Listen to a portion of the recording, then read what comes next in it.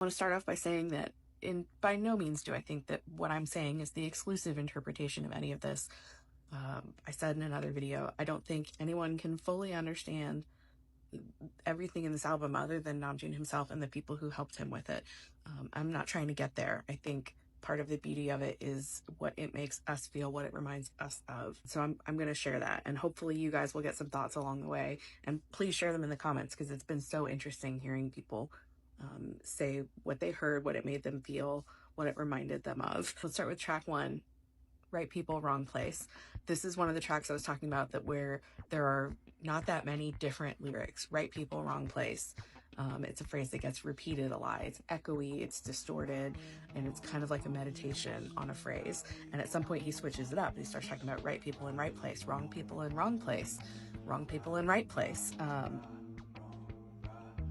And that's a lot to think about. And there's just so many different ways to take that. He said in Mini Money that he felt like he was a right person who was in the wrong place, or also he was the wrong person for the right place.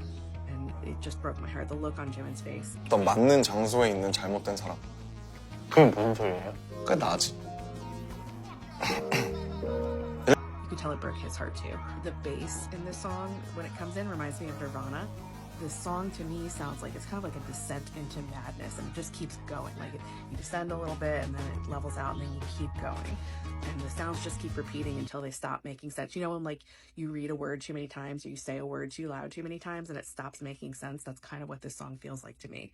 There's yelling in the background of cuss words, which notably are not in the official lyrics book. I don't know if that's because of restrictions and rules or if it was an intentional choice. But yeah, there's yelling in the background. It sounds hectic, like people are yelling at you, you're confused. And also it's very repetitive and cyclical. Like it kind of remind me of like the visual that go with it would be like waking up and going through a day and going to sleep and again and again and again, like repetitive schedules. That's what it made me think of. And you just keep descending and the yelling increases and it gets more hectic and chaotic. I also wanted to note the artwork in the official book, which I don't have in my hands yet, but I've been looking it up online. It's from the Sweat Hearts book. Well, it's from the Sweat Hearts series, which I have the book now. I double checked. This is not, that exact picture is not in this book from what I could see. So it looks like this was created from the characters specifically for this album. It's somebody curled up on a bed, appears to be in some state of depression. There's a martini glass on the floor. They're in a depressive, anguished state. There's a character above their head yelling.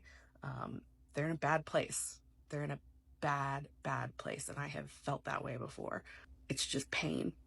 Feeling high on a forest fire. I'm gonna be honest, some of these lyrics I'm not getting. Some of these songs I get more or less than others. I'm gonna do all of them just so it's a whole story I'm telling.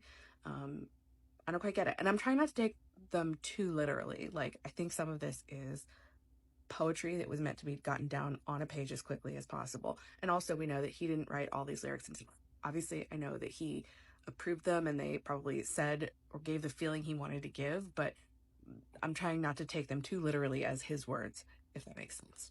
We'll also be talking about this, I'm sure, on our live tonight, 8 p.m. Eastern, hosted by Steph, Army Project 529. So please join us there if you want to talk about it more.